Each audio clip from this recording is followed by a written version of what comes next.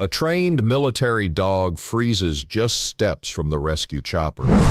But what he senses next makes the entire crew question if they'll make it out alive. All right, here comes the full story, but real quick, drop your favorite dog's name in the comments and hit that subscribe button because what's coming next, you really don't want to miss it. The late afternoon sun hovered low over the jagged mountains of northern Kandahar, casting long shadows across the dust-choked valley.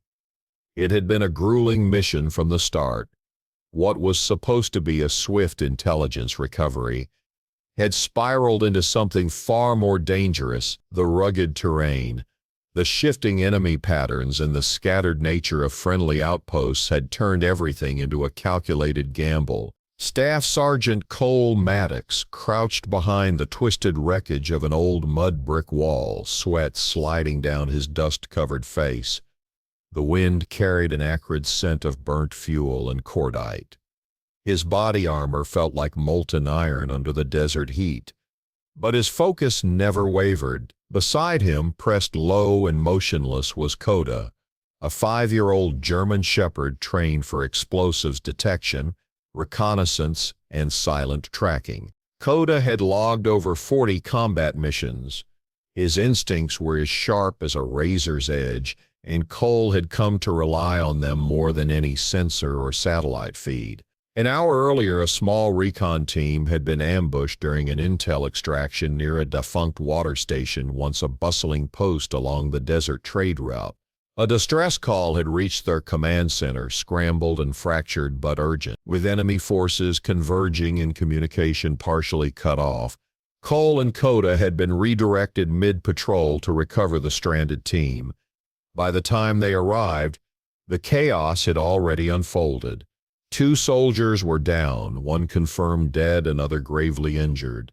The remaining survivor, Specialist Irwin, was barricaded in the remains of a bombed-out livestock enclosure, blood leaking from a deep gash on his side.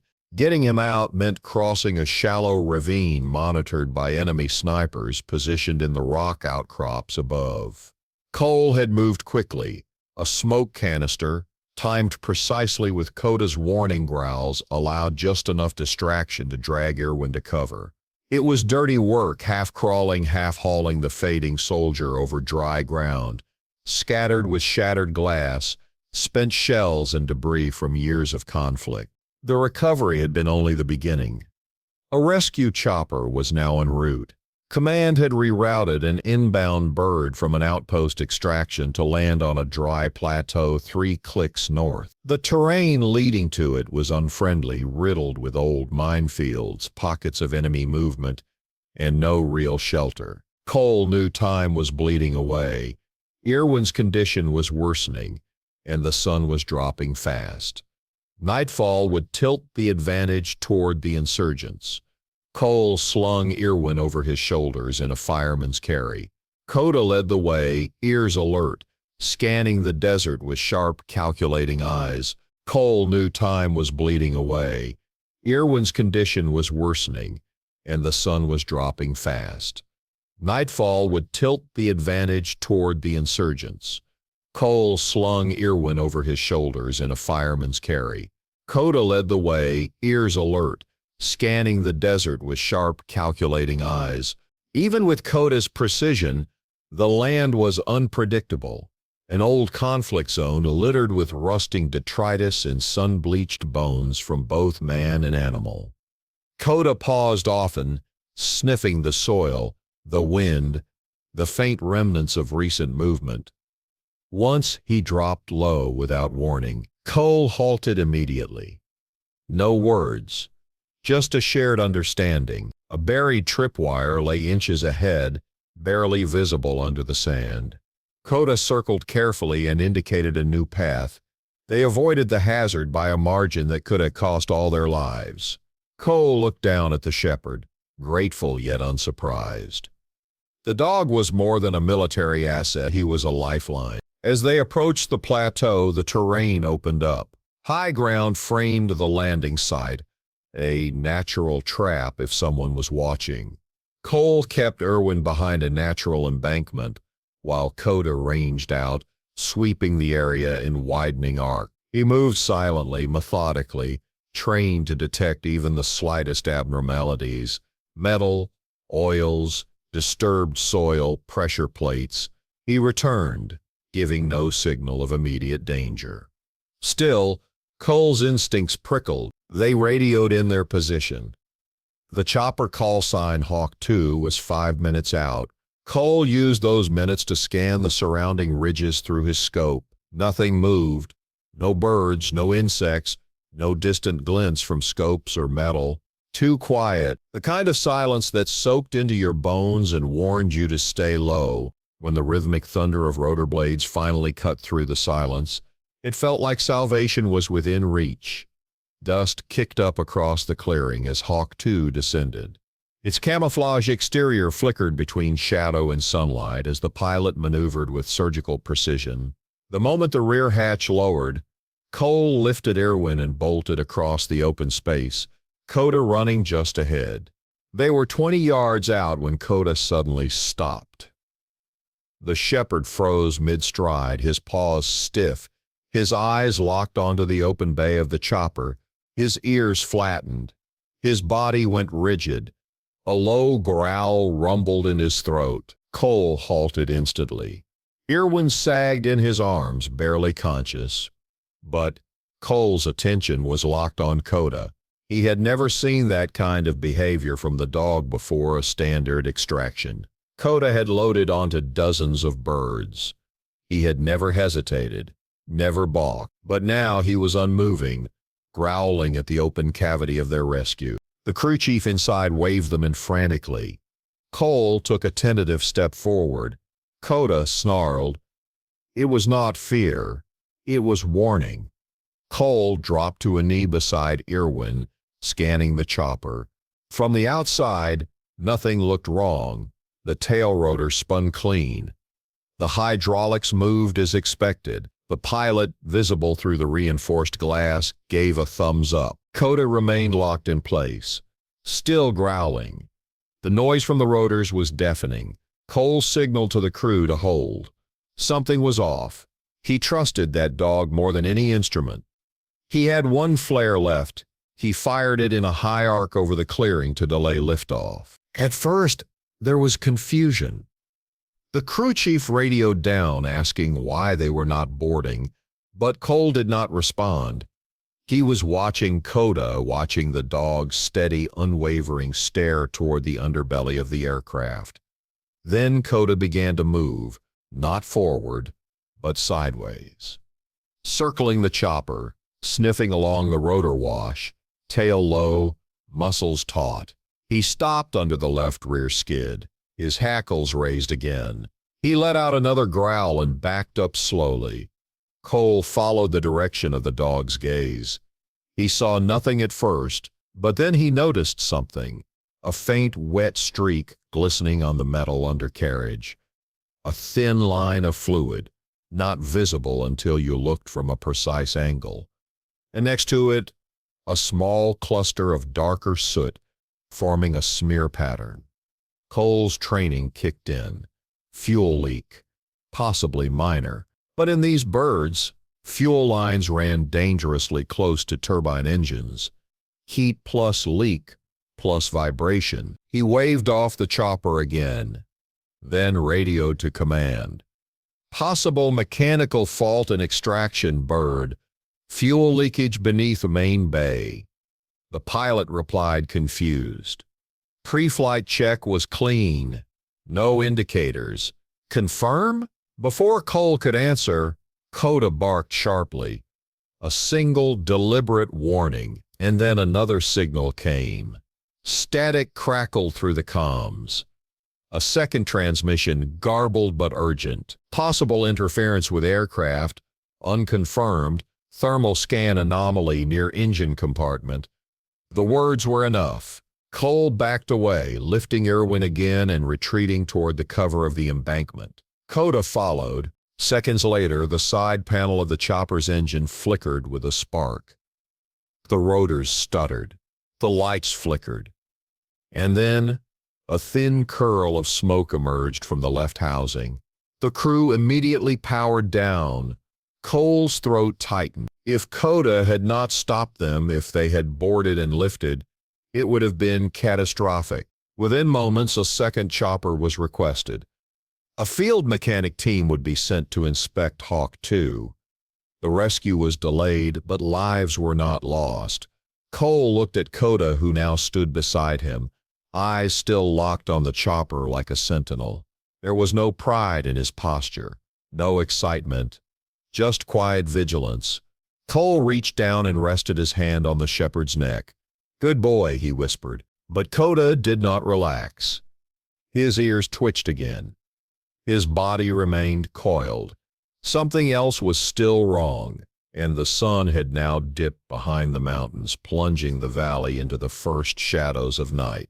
The second rescue chopper, call sign Raven 1, was rerouted mid-air from a fuel drop to an Allied listening post 70 kilometers away. It would take nearly 25 minutes to arrive, and the sun had already vanished behind the ridge. The light faded fast in the valley, and darkness bled into the cracks between rocks and brush like an invading tide. Staff Sergeant Cole Maddox remained crouched low beside the sloping embankment. Irwin was still unconscious, his wound having stopped bleeding externally, but his pulse weak and rapid. The delay in medevac made Cole nervous. Every minute counted. A helicopter grounded was not just a delay, it was a vulnerability. But Koda's alert had proven justified. The grounded Hawk 2 still sat smoking under the fading sky, now surrounded by a field maintenance team that had arrived by land convoy.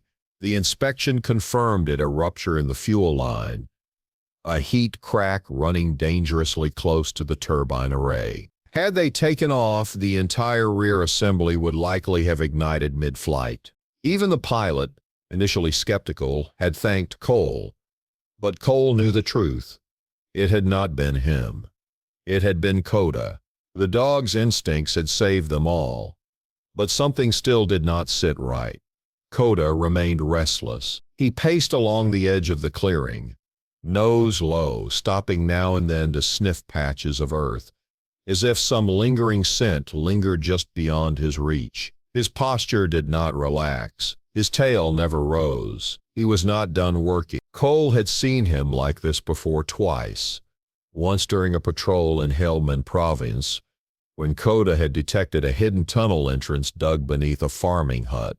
Another time outside a training facility where a buried weapons cache had been wrapped so tightly it escaped every scanner. Each time, Koda had acted this same way, rigid, silent, determined. This was not anxiety. This was something real. The support crew set up portable floodlights around the grounded aircraft, casting long white beams across the dirt. Cole helped transfer Irwin to a makeshift stretcher. A combat medic began stabilizing him with fluids and a sedative. They assured Cole he would survive barely. Cole kept his eyes on the shadows. Koda sat 10 meters out now, staring toward the ridge behind them, southwest. Not at the helicopter, but at the landscape beyond it. Cole followed his gaze. There was nothing at first, just the pale rock slope, scrub brush, and the sharp black outline of the plateau edge. Then a vibration, faint, almost imagined. Cole pressed his palm into the earth. There it was again, a subtle, barely there pulse, like distant machinery. He stepped forward slowly, rifle ready. Koda moved with him, staying low, flanking with military precision. No command had been given, none was needed. Two mechanics near the grounded Hawk noticed the movement and waved at Cole. "You see something?" Cole raised a finger to his lips and motioned them to kill the floodlights. Confused, they hesitated, then complied. The valley went dark, illuminated now only by the stars and the faint blue-green hue of tactical goggles. In the quiet that followed, Cole felt it again, this time more distinct. A distant, grinding noise, metal on stone, like gears turning beneath the surface. Koda began a slow, calculated advance toward a narrow section of the ridge wall. He sniffed, paused, then clawed at a patch of soil that had settled loosely atop a rocky outcrop. Cole advanced cautiously, checking each step. Then he saw it, an air vent, no larger than a man's fist, hidden under a tumble of rocks. A rusted grate embedded in the side of the ridge, nearly invisible unless you were standing directly over it. From it came the faint metallic hum. He signaled the maintenance crew to stay back and called into command. Uncovered ventilation shaft, possible concealed structure beneath plateau, request drone sweep and thermal scan, awaiting further instructions. The reply came quickly. Command was already nervous after the first chopper malfunction. A hidden facility was not on anyone's map. Confirmed. Holding Raven 1 until airspace is secured. Expect thermal recon in 12 minutes. Cole stayed near the shaft, crouched with Koda. The dog sniffed again, then growled, low and deliberate. Cole examined the surrounding area. No obvious hatch, no markings, no signs of recent movement, but the dog would not move. And then the hum stopped. Sudden and clean, like someone flipping a switch. Silence returned. Cole's instincts screamed. He turned back toward the maintenance crew to issue a warning, and the explosion struck. Not from the shaft, but from the opposite slope. A controlled detonation erupted in a spray of dirt and flame, launching debris in a wide arc. 2 floodlights shattered in an instant. One mechanic was thrown backward, his leg twisted unnaturally. Another hit the ground hard, clutching his shoulder. Chaos reigned. Koda was already in motion, racing toward the impact zone.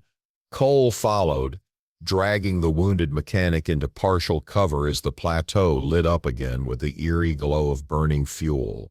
The explosion had been placed deliberately on a different path from the chopper, a diversion.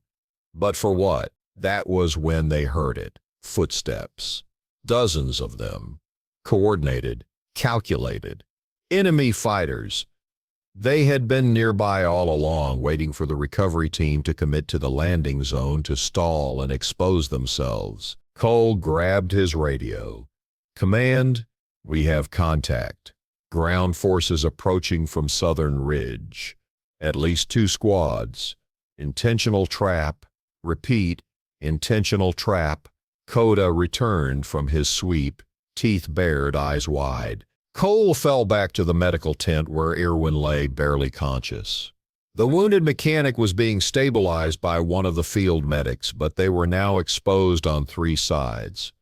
The support convoy was lightly armed, mostly transport and tech personnel. This was not a combat-ready position, and the second chopper was still minutes away. Cole scanned the dark, his night vision picking up heat signatures along the ridge. Dozens of them, all closing in. Rifle fire cracked from the west slope, then another burst from the south. It was coordinated. The ridge had not just hidden a vent. It was hiding fighters, possibly a tunnel network, maybe a weapons cache, maybe even a command post. Cole did not have time to find out. He ordered the remaining crew to pull back behind the disabled chopper. Using its hull as partial cover, Koda moved between positions, scanning the darkness, warning of each new movement before it happened. 2 attackers breached the east edge, only to be intercepted by the dog, who charged silently, forcing one to retreat and alerting Cole to the second. Bullets tore through the desert night. Still no chopper in sight. Then the sound of rotors, distant but approaching. Raven 1 was arriving, but it would need a secure landing. Cole coordinated a plan. He marked a landing zone behind the ridge away from the initial extraction point, using a second flare and a portable IR beacon. The wounded, including Irwin, would have to be moved under fire. They had one chance. Koda led the first leg of the retreat, scouting a path wide of the attackers.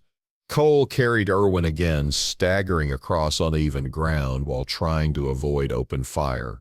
The medic and two surviving crew covered the rear. Raven 1 descended behind the ridge, shielded from direct line of sight.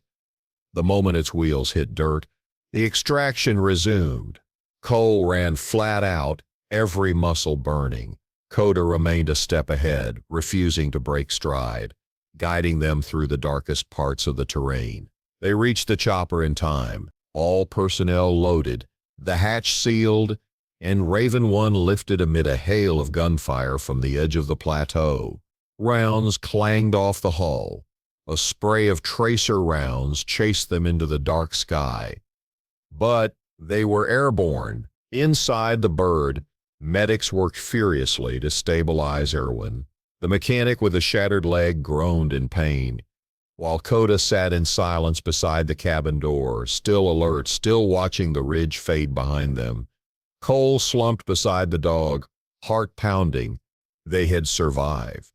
But the questions were only beginning. What was beneath that plateau? What had the enemy hidden? And why had Koda known something was wrong twice before anyone else had seen the danger? Cole scratched the back of Koda's neck. The dog finally relaxed, but his eyes never closed. The helicopter ride back to Forward Operating Base Ravencrest was turbulent. Desert wind pockets buffeted the damaged chopper as it cut through the moonlit sky. Inside, the cabin hummed with tension. Not a word passed between the passengers, each absorbed in silent calculation, exhaustion, or pain. Staff Sergeant Cole Maddox sat slumped near the rear door, his hands blackened with dried blood and engine grease. Beside him, Koda rested motionless, eyes open, his chest rising and falling steadily. He had not slept in more than 30 hours, yet still watched the horizon, as if sensing that the danger had not yet fully passed. Specialist Irwin was still alive, barely. The medics had managed to stabilize his vitals during flight, but he remained unconscious. The mechanic with the shattered leg had gone into shock mid-air and was now on oxygen. The rest of the tech crew were dazed, bruised, but alive. The last light of dusk flickered across the landscape below. From the cabin window, Cole could see the dark skeleton of the plateau shrinking in the distance, an innocent ridge that had almost swallowed them whole. Something was wrong in that place. Everyone had felt it, but only Koda had known. The airstrip at Ravencrest glowed in the distance. Ground lights came on as the pilot made final approach. The chopper touched down with a hard skid. Within seconds, medics and ground crew flooded the tarmac. Cole carried Irwin out himself. As the medical team rushed the stretcher toward the field hospital, Cole remained still, eyes sweeping the perimeter. Koda sat beside him, still as stone. His nose twitched once. Then again. Even here, the dog remained alert. Cole reported everything, every movement, every sound, every signal from Koda. The malfunction in the helicopter, the ventilation shaft, the explosion, and the approaching fighters. Command reviewed the drone footage. What it captured made everyone fall silent. The thermal scans, originally delayed due to signal jamming, were now being rendered in full, and what they showed beneath the plateau chilled everyone in the command tent. An underground structure, shallow but wide. At least 10 connected chambers, no visible entrances from above except the shaft Koda had discovered. Heat signatures had been recorded hours earlier, showing clustered human movement. Then nothing. As if whoever had been inside had gone silent once the second chopper was called. Cole leaned in close to the monitor. He could see the path they had taken across the ridge. He could also see the explosive trap, marked now as a high-heat burst on the data logs. The explosion had not been random.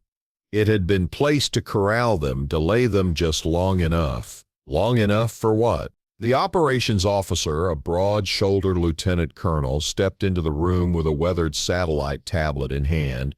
He placed it on the table. Images flicked into view. Storage crates. Dozens. Stacked within one of the underground chambers, no emblems, no identification, just large rectangular containers. One had burst open during what appeared to be a hurried evacuation. Inside, communications equipment, Russian, high grade. Another image followed, soil disruption under the crates. Weapons, mostly small arms, but one container seemed to hold disassembled aerial drones. The plateau had been a staging ground, hidden, unmarked, slipped through every net. Cole said nothing, just kept his eyes on the final image, one that showed the damaged helicopter and the exact point where Koda had stopped before boarding. The fuel leak had not been wear and tear, it had been sabotage. A small, sharp object, likely embedded during loading, had been pressed against the line. The vibration of takeoff would have driven it through the casing. The pilot never would have known. No alarm would have sounded until the system ignited. Someone had wanted them dead, not just ambushed, eliminated. Command began an immediate probe. One of the maintenance crew who had serviced the chopper at the last refueling post had since vanished. Cole closed his eyes. All of it, every thread, had begun with Koda freezing at the edge of that landing zone. The following day, as the sun rose high over Ravencrest, a mission team deployed to the plateau. The underground facility was found abandoned, partially collapsed deliberately, it seemed. But they recovered several crates. One bore an emblem of a known insurgent network. Another had flight charts indicating an operation aimed at sabotaging key extraction zones, locations where wounded or intelligence-carrying soldiers might be targeted for kill-capture operations. They had nearly succeeded. Had Koda not stopped them at the helicopter, they would have taken off into the sky only to fall moments later in a burning wreck. Had he not insisted on circling the ridge, the shaft would never have been found. Had he not led them through the ambush, they would have been pinned, flanked, and likely overrun. Cole stood outside the hangar later that evening, staring at the burned-out frame of Hawk 2. The wind kicked desert grit against the steel. The chopper would never fly again, but neither would it take another life. Koda sat beside him, not restless now, calm, the first calm Cole had seen in days. A major from command approached. They wanted to recognize Koda formally, but Cole declined. He knew better.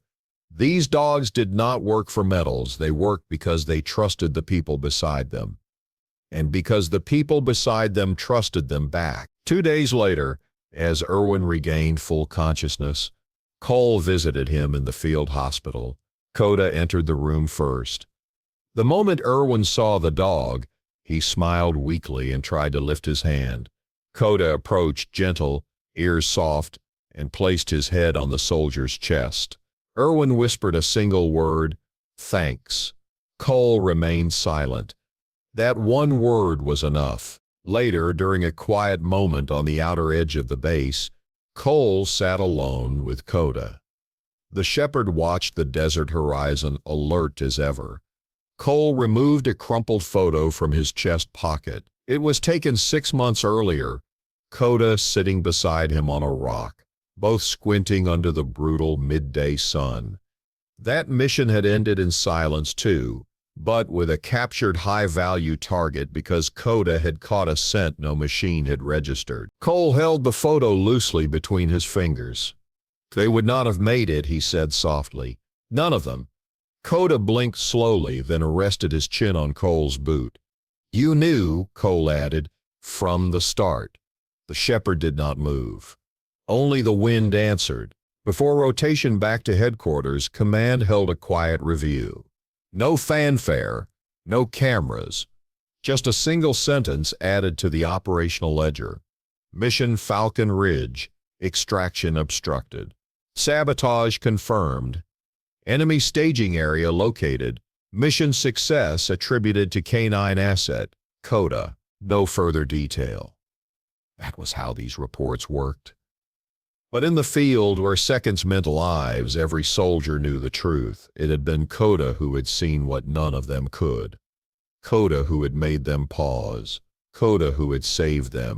As the transport vehicle departed Ravencrest days later, Cole sat in the back with Koda curled beside him. The heat shimmered off the horizon, and the roar of the bass faded into memory. Cole scratched the fur behind Koda's ears. The dog gave no reaction. Just ahead, the land stretched open again, quiet, waiting. They would go where they were sent, and if another chopper waited somewhere under the sun, they would be ready. Because sometimes, all that stood between survival and disaster was a soldier on 4 legs, in a single moment of hesitation. If you like these kind of stories, imagine what we've got coming next. Real moments, real heroes, and dogs that'll blow your mind. So hit that like button, subscribe now, and turn on notifications because the next one could be even more unbelievable.